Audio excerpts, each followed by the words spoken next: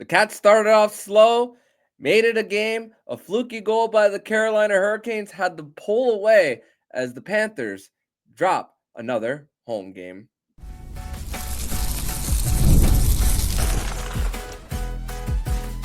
You're Locked On Panthers, your daily podcast on the Florida Panthers. Part of the Locked On Podcast Network, your team every day. And welcome into this Friday, January 3rd edition of the Locked On Florida Panthers podcast, part of the Locked On Podcast Network, where it's your team every day. Thank you for making the Locked On Florida Panthers podcast your first listen of the day. I'm Armando Velez from the Hockey News. You can follow me on X at Monoman12.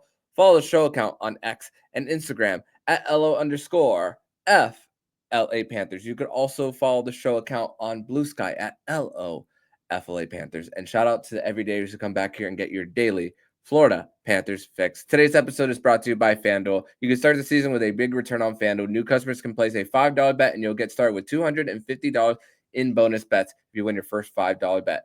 Visit FanDuel.com to get started.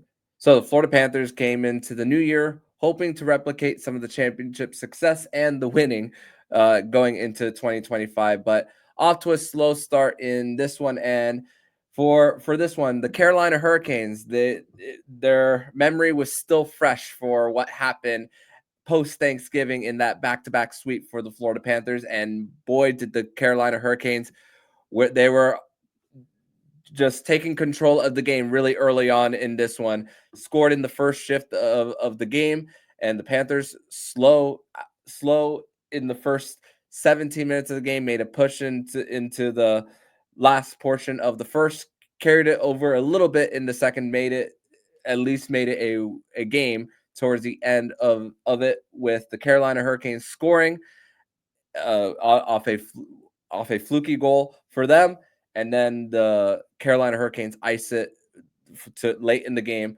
thanks to Marty Necas, and the Panthers, it results in a 3-1 loss at home against the Carolina Hurricanes to end the season series.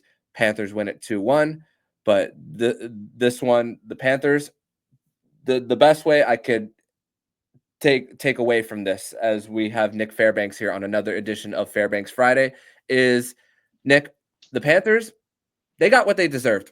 That's the best way that I could describe it, because the energy was just not there to begin. And even though the Panthers had the shot on goal advantage in the third, at the beginning of it, the Panthers, it was the slow start that for me that cost them this one. They look like a bunch of blue-collar workers going back into the office 5 days a week, getting ready for that 2025 year.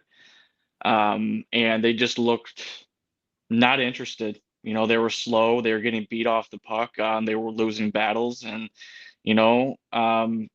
if it wasn't for Bobrovsky, this game would have been over after the first period. So good to see that he's kind of rounding into form now. He's played better his last few games, but the team around him right now, a lot of questions going on. And, even though they're 1 or 2 points ahead of where they were last year in their Stanley Cup winning season, I think there's a little bit more questions with the roster right now. Yeah, and although the Panthers are still without Niko Mikkola in this one, I mean, the Panthers are just having a hard time breaking out of their own end as recently for them, and really the ability to get it out and then also win puck battles in the neutral zone, it's just really hurt the Panthers. The Panthers did have a multitude of breakaway opportunities for them, something we don't really see too often. I mean, Carter Hagee had 2 of them. Snake bitten there. Alexander Barkov had 1, which was a feed from Carter Hagee. So just got to also hand it to Pyotr Kochetkov on what he did on the night for him. His second start against the Panthers in his career. But at the same time, although Lundell scored in the second period for the Panthers, I mean, that Lundell line, how they were matching up with Jordan Staal, getting him away from Alexander Barkov, and just the amount of opportunities that he was giving. Jesper Boquist was really fast on the puck.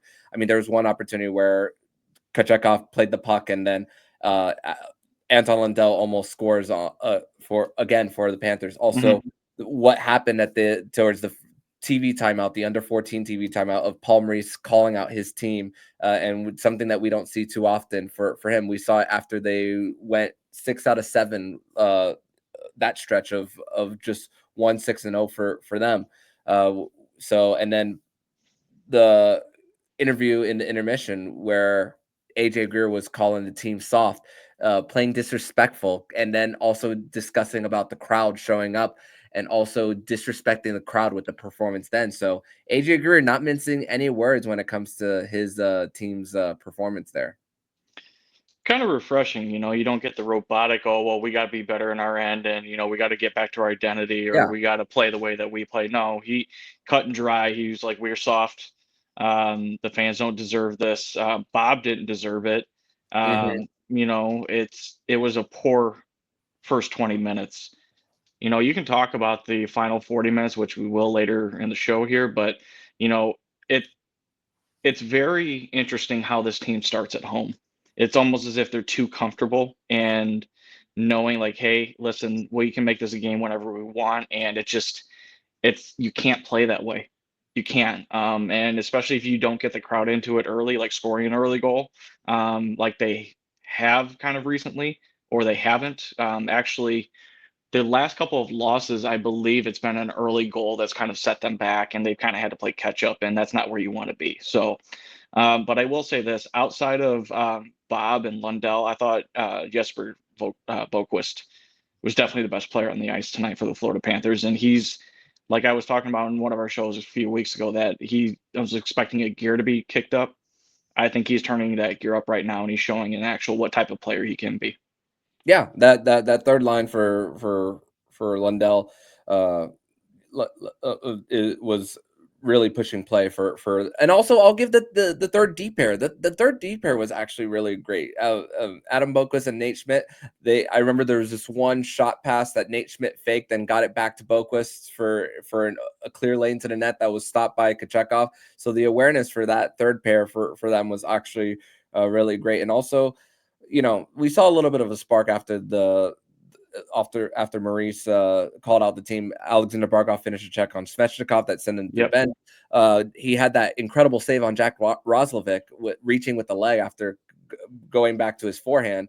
And also AJ Greer with a welcome to the NHL moment to Juha Jaksa, which was Anton Lundell's friend back in Finland, a former teammate of his. So that's also some moments that the Panthers had there for them in that created a little bit of a spark. But I mean, it's so crazy because I mean, just we also mentioned the Panthers' inability to break out. I mean, one of their penalties resulted in them being on the ice for an icing. Nate Schmidt was the one that took that penalty off a faceoff. So it just, the Panthers, it was really a product of just once again getting what they deserved. And that penalty, even though the penalty kill was actually really great, they were well structured, not out of position, and getting in the lanes. It was just another one of those nights where it's just whenever you're not connecting there, and also the one breakaway, the 2-on-0 with Tkachuk and Barkov. Tried going 5-hole, and then Kachekov was in the butterfly. So it was just, once again, just missed opportunity after missed opportunity. Definitely was. And, it's not every day where Verhaeghe's going to have a breakaway. He's going to miss, and he hasn't scored a lot lately. That second line hasn't scored a lot lately, which is becoming more of an issue.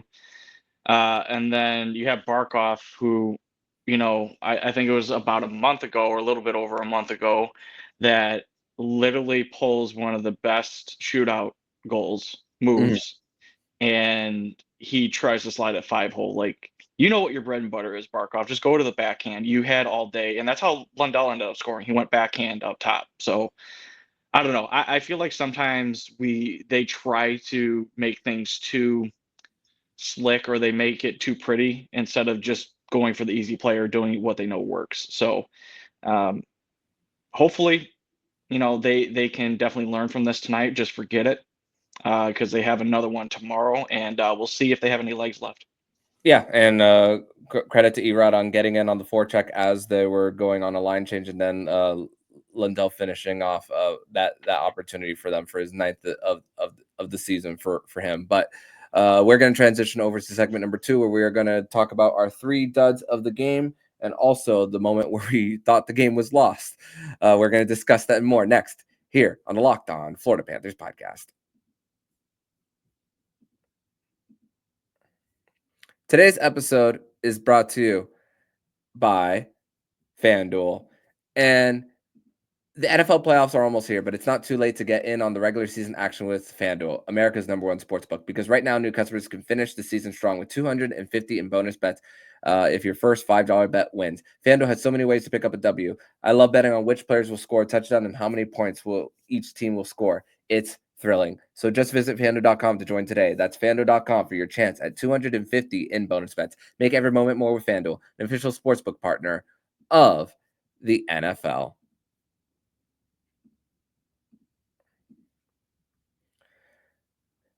Thank you guys once again for making the Locked On Florida Panthers podcast your first listen of the day here on a Fairbanks Friday edition of the show, where the Florida Panthers lose to the Carolina Hurricanes by a final score of 3-1 at home. And now the homestand for them is 1-3-1 for them.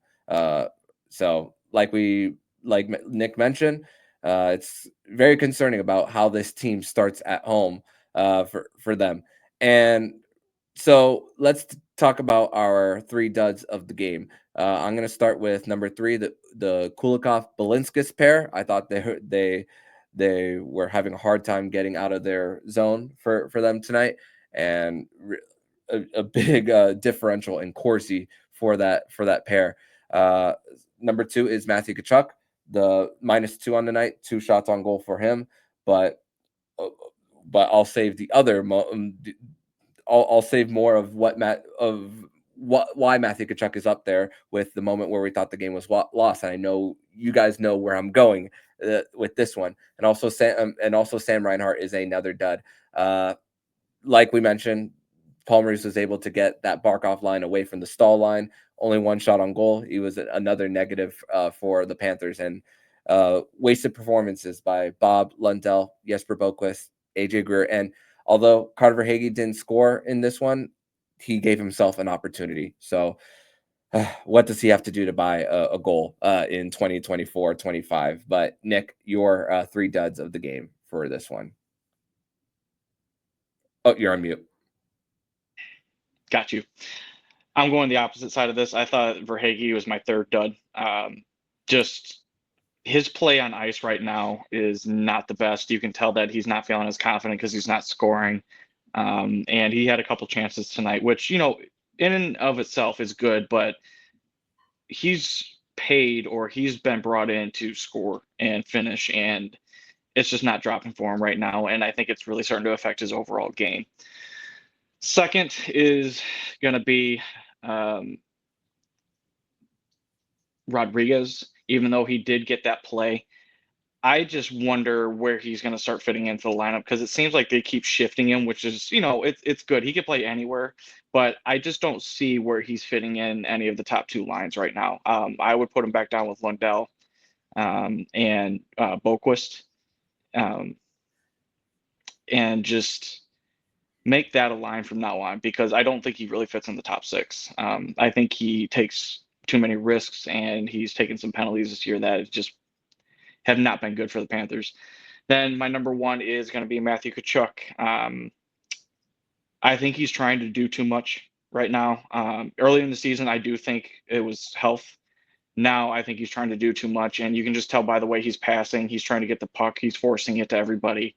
And then on top of that, yes, the eventual game-winning goal play that he had no reason to do what he was doing at all. Mm-hmm. If he would have simply released the player, maybe we're having a different discussion right now. Yeah, and that goes to the part where we knew the game was lost. The Slavin goal, where, like we mentioned earlier, the Panthers were leading shots 5-4 in the period at that time when the game-winning goal, right before the game-winning goal, there was contact with Matthew Tkachuk and just Barry Kotkaniemi that led to the contact to begin with. So it wasn't Kotkaniemi going into the crease on his own. And then saw the replay maybe 2, 3, 4 times. not only was there multiple pushes, but Matthew Tkachuk's shin was on top of the chest of Kotkaniemi, not allowing him to get back up. And also, I don't necessarily blame Bobrovsky for stopping there, because when things are around your net and going on, it's really hard to like look at what's going on to your left, see where the puck is, even though he did make the save, and then having to and with the mask and the peripherals, and also to see where it's going while that's going on right next to you. I can kind of understand why he stopped playing there. Is an excuse, not necessarily, but I can understand. Yeah, I mean, it's a tough call. You always want to play to the whistle. However, it's very hard as a human being having this distraction off to your left and basically two big guys next to you, like basically wrestling.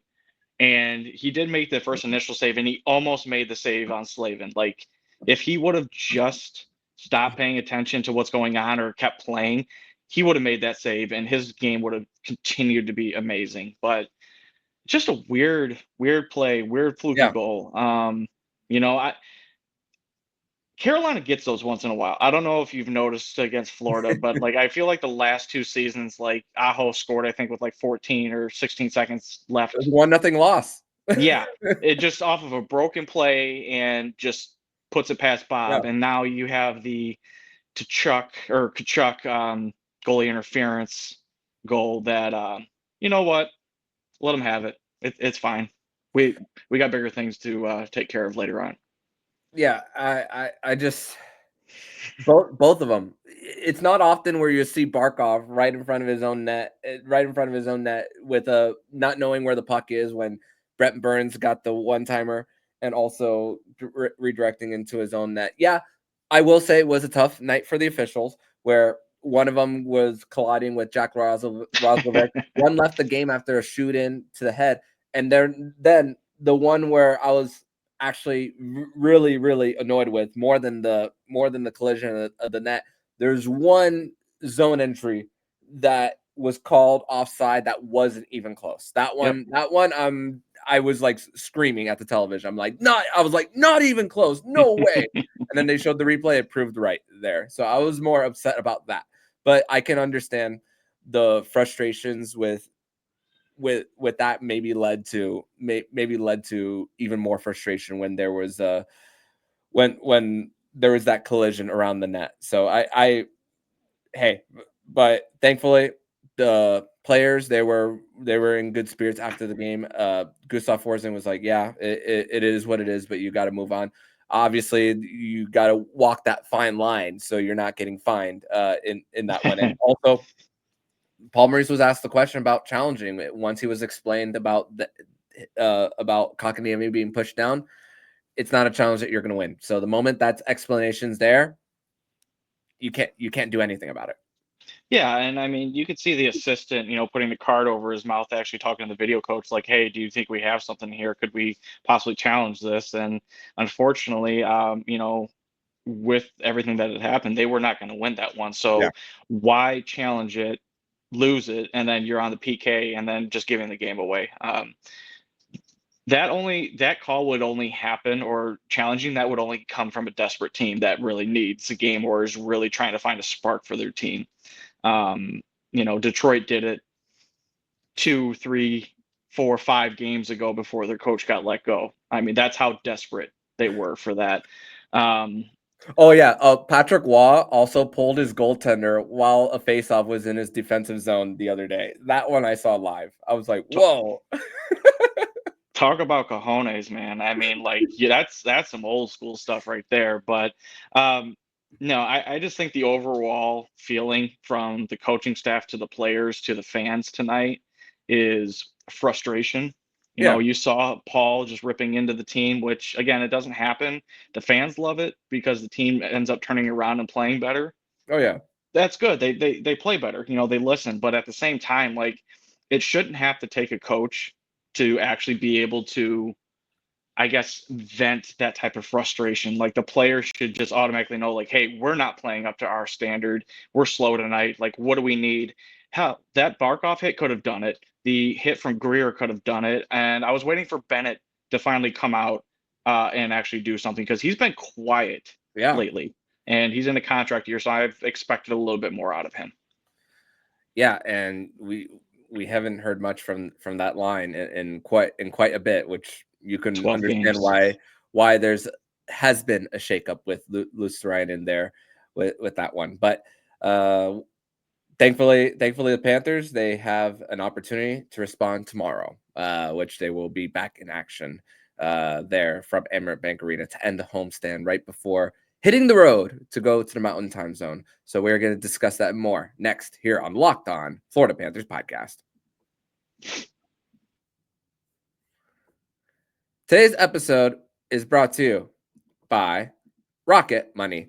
Did Rocket Money help you find subscriptions you forgot about or that you were paying for twice? That's definitely happened to me. I've had a few subscriptions that I didn't even know didn't realize that I was paying for, and Rocket Money made it so easy to track them all down. It's like having a personal assistant for your finances. And Rocket Money is the personal finance app that helps you find and cancel your unwanted subscription, monitors your spending, and helps you lower your bills so you can grow your savings. It brings everything together in one place, whether it's subscriptions, your spending habits, or even the goals you want to set for this year. Cancel your unwanted subscriptions and reach your financial goals faster with Rocket Money. Go to rocketmoney.com/lockedon today. That's rocketmoney.com/lockedon. rocketmoney.com/lockedon.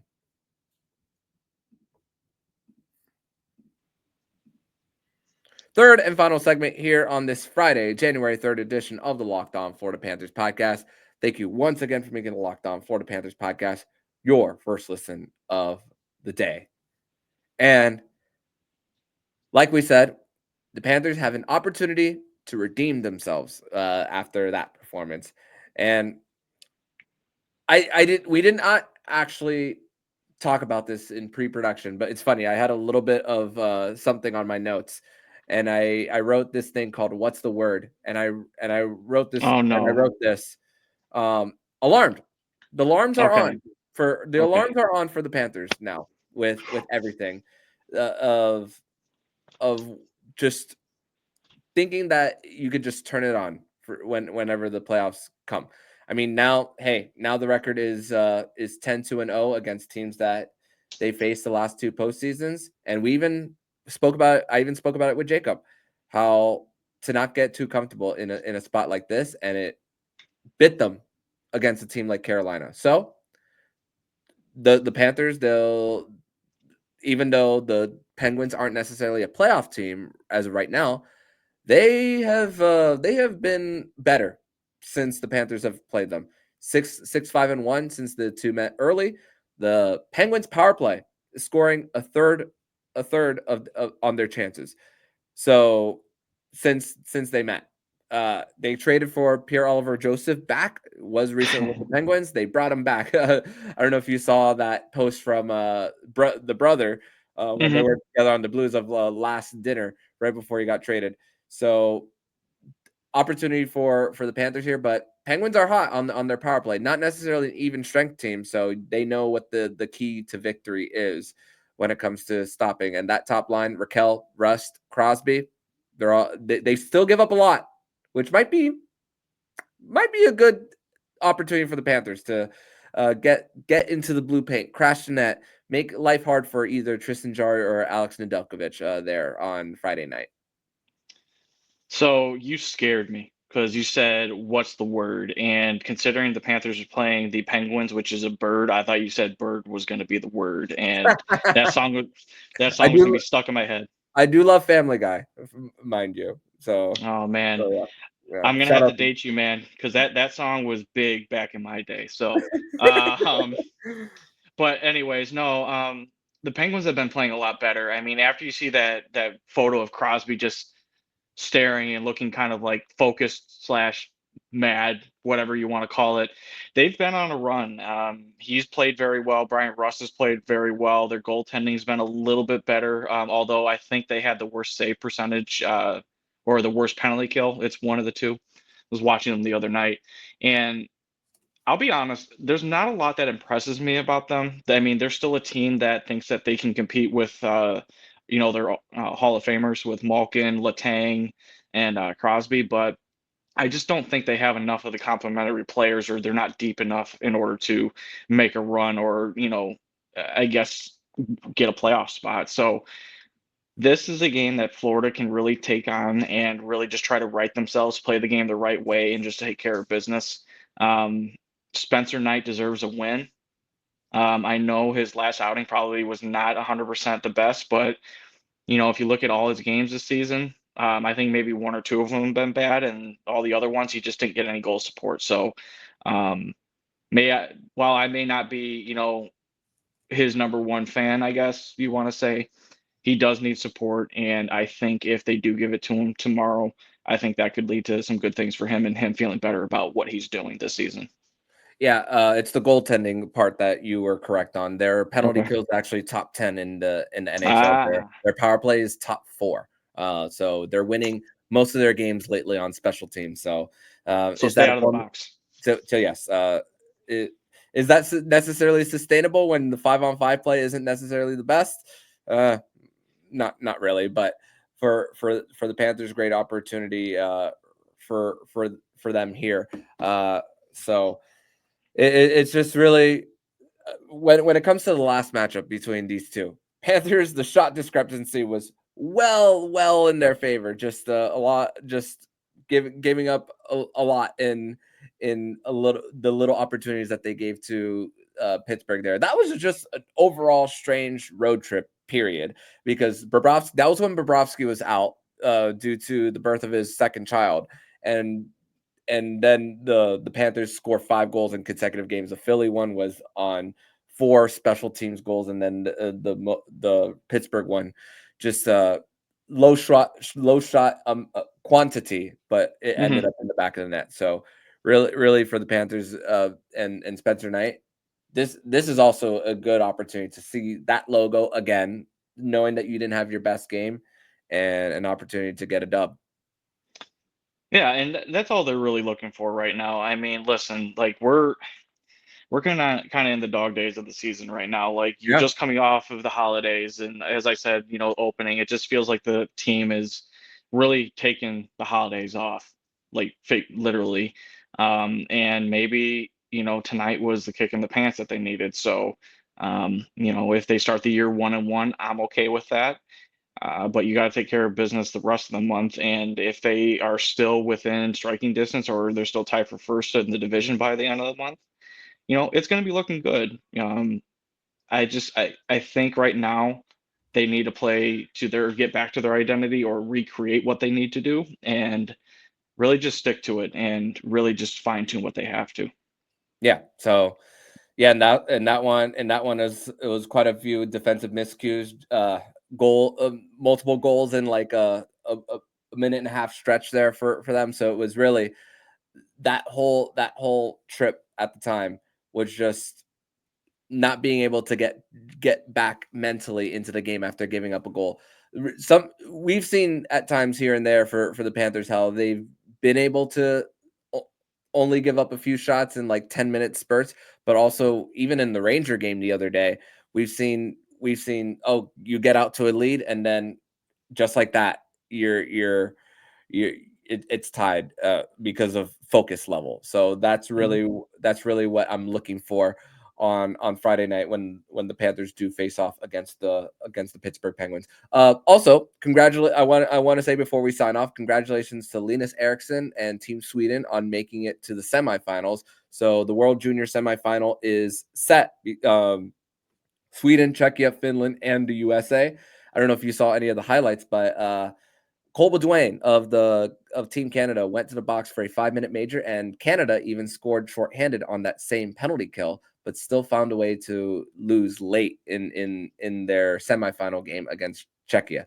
So World Junior semifinal will be on Saturday in Ottawa, and then the final will be on Sunday. So yeah, there's your semifinal matchups there. So Nick, any final thoughts here before we sign off here on the night? Oh, by the way, Chris Letang is day to day for the Pittsburgh Penguins, so we will monitor that right before tomorrow's matchup. So, any final thoughts? I wonder if he's sick because it's that time of year, and it seems like everybody is sick right now. But hope he gets healthy. One thing I will say, although it's this show, we're gonna probably dub it as the frustration show, just with everything that's been going on. The world's not falling, guys. Panthers are not in first place in the Atlantic Division, but they're still in a really good spot. They are in a really good spot when you compare it to previous years, where they were just trying to fight to get into the playoffs, or even just trying to even itch their way back into a playoff picture. So again, we're still in this golden age for the Florida Panthers franchise right now. Let's not let these little things get to us. It's a new year. It's 2025. They have the cup. Let's move on. Let's start looking at the future, and let's hopefully make things happen, and hopefully they can bring it home again. But as I said, let's take a breath. Good finish. Tell everybody where they can follow you online, my friend, to finish off the show. Yeah, you guys can follow me on X at Prudentia0, and I will probably be here next week. I think we'll be teaming up on Sunday, if I remember correctly.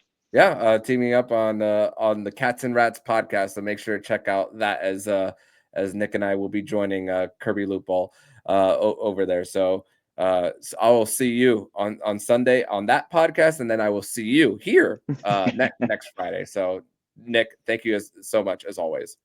Thank you. And if you like what you're hearing, please subscribe to the podcast to be notified every single time the Locked On Florida Panthers podcast jumps into your podcast feed. Don't forget to also subscribe to the other shows on the Locked On NHL network, including Locked On NHL, Locked On Fantasy Hockey, Flip Livingstone and Steel Roden, and Locked On NHL Prospects. Thank you once again for making the Locked On Florida Panthers podcast your first listen of the day. So I'm Armando Velez with Nich Fairbanks, and you've been listening to Locked On Florida Panthers podcast, part of the Locked On Podcast Network, where it's your team every day.